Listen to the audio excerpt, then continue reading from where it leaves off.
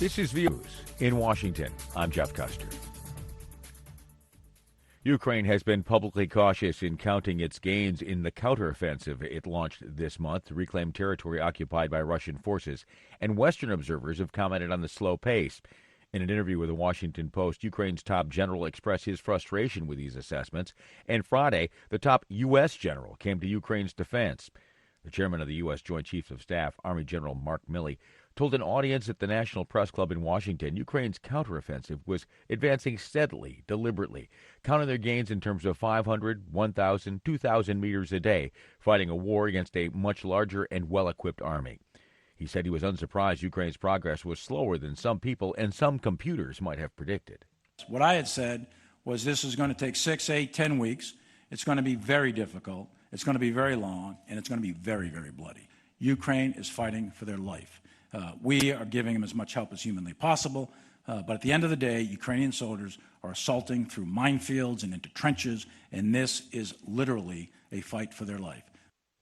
Milley was also asked about last week's attempted mutiny by Yevgeny Prigozhin and his Wagner group mercenaries, and whether or not it had weakened Putin.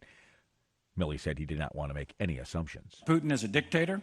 He's a vicious, violent individual who has ordered the killings, the extrajudicial killings of many, many people. He's a tough guy, a hard guy. And how he responds to what happened there over last weekend with Prigozhin, I think history can tell us some indicators of what might happen. But to say that this will happen or that will happen, I don't think we know yet. You'll find expanded coverage of world news and events at voanews.com 24 hours a day. This is VOA News.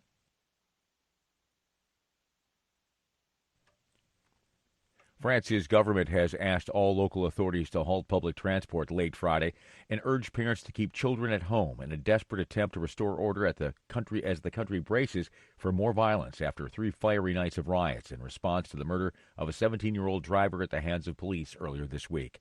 Reuters correspondent Christy Kilburn reports. The government has said all options will be considered to stop the nationwide unrest. Into Friday night, France's Interior Minister said 45,000 police officers were being deployed. That's 5,000 more than the previous night, where 200 of them were injured and hundreds of people arrested. Clashes between protesters and police began in Nanterre on Tuesday, where a teenager was shot and killed by police at a traffic stop, and spread to other major cities, including Paris. The 17-year-old of Algerian and Moroccan descent has been identified as Nael. His death was caught on video and has ignited long-standing complaints among urban communities of police racism and violence.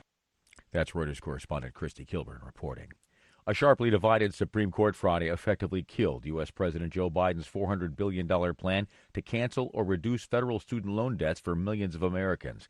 The 6-3 decision, with conservative justices in the majority, said the Biden administration had overstepped its authority with the plan, and it leaves borrowers on the hook to begin repayments later this year. Speaking from the White House Friday, Biden said the court's ruling was wrong, and he blamed Republicans in Congress for triggering the Supreme Court's decision.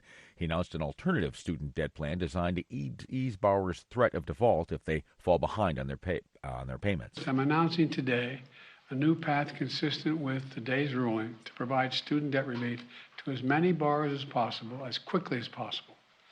We will ground this new approach in a different law than my original plan, the so-called Higher Education Act. Biden said the plan would take longer, but will provide relief to millions of borrowers. A heat wave in the United States has killed at least 14 people in the southern states of Texas and Louisiana and is expected to be centered over the Mid-South by the weekend. Associated Press correspondent Donna Warder reports. David Roth, forecaster with the National Weather Service, says it's only going to get hotter. The kind of weather you want to stay indoors or be in an air-conditioned place or drink lots of water. Heat index levels forecast in parts of Florida over the next few days. Phoenix, the hottest large city in America, faces an excessive heat warning headed into the weekend. Dangerously hot conditions are expected from Saturday through Tuesday, including across south central Arizona. I'm Donna Warder. In Washington, I'm Jeff Custer. This is VOA News.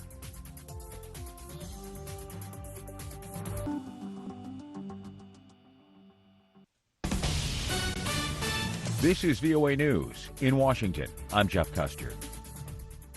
Ukraine's military reported fierce clashes continued Saturday in 3 eastern areas, while it says Russia has massed troops trying to advance. Associated Press correspondent Charles de Ledesma reports. In the latest of regular updates, the General Staff named 3 areas in the Donetsk region, the outskirts of Bakhmut, the Lyman area further north, and the city of Marinka in the central part of the province, as frontline spots, and says that Russia over the previous day staged unsuccessful assault attempts there. The staff updates have so far provided limited information regarding Kyiv's ongoing counter-offensive and have largely focused on defensive activities. Meanwhile, regional governor Pavlo Kyrylenko says at least 3 civilians died and more were wounded on Friday and overnight amid Russian shelling of Ukraine's frontline eastern Donetsk region. I'm Charles de Ledesma. The top U.S. military official Friday responded to comments that Ukraine's counteroffensive was moving too slowly.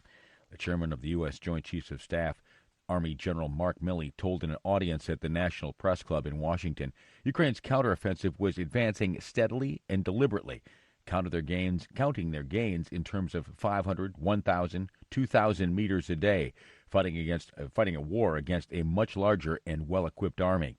He said he was unsurprised Ukraine's progress was slower than some people and some computers might have predicted. What I had said was this is going to take 6, 8, 10 weeks. It's going to be very difficult. It's going to be very long, and it's going to be very, very bloody. Ukraine is fighting for their life. We are giving them as much help as humanly possible, but at the end of the day, Ukrainian soldiers are assaulting through minefields and into trenches, and this is literally a fight for their life. This is VOA News. Officials in Kenya now say 52 people have died as a result of a horrific traffic accident late Friday in western Kenya after the driver of a truck slammed into several other vehicles and market traders. Crowds of onlookers were at the scene of the accident Saturday near the Rift Valley town of Lundiani, 200 kilometers northwest of the capital, Nairobi. Officials and witnesses at the scene say the truck carrying a shipping container veered out of control off the busy highway nearby and plowed into multiple other vehicles and people at a busy roadside junction. Transport Minister Kipchumba Murkomen was at the scene Saturday and said the truck involved was a long-distance international vehicle. Remember that this is a transit vehicle. It is assumed that it was going to Rwanda. So the facts about this vehicle will not only end with the data we collected on our roads, but also we will need support of the neighboring country to give us more information about the status of this vehicle. On this, the busiest of U.S. travel weekends for the season, while severe weather could delay airline traffic, airlines could also see disruptions from the switch to 5G wireless networks. Associated Press correspondent Jackie Quinn explains. Aviation groups for years have warned 5G signals could interfere with aircraft equipment, especially those using radio waves, to measure distance above the ground, critical for landing planes in low visibility. Wireless carriers had agreed to hold off the change near major airports, but that agreement has now expired. Most U.S. airlines have retrofitted their jet altimeters to protect them against interference from the 5G signals. I'm Jackie Quinn. Vending machines offering the morning after pill are becoming more common on U.S. college campuses in the year since the Supreme Court overturned Roe v. Wade. Associated Press correspondent Julie Walker has details. There are now 39 universities in 17 states with vending machines that offer Plan B or the generic version of the morning after pill, according to the American Society for Emergency Contraception. At least 20 more are considering them. Some, such as the University of Tulsa in Oklahoma, are in states where abortion is largely banned. It's part of a push on college campuses to ensure emergency contraceptives are cheap, discreet, and widely available, as some states enact abortion bans and others look to enshrine protections. Over-the-counter purchase of Plan B and generic forms is legal in all 50 states. I'm Julie Walker. More on this story and all the stories we're covering today can be found on our website, voanews.com. In Washington, I'm Jeff Custer. This is VOA News.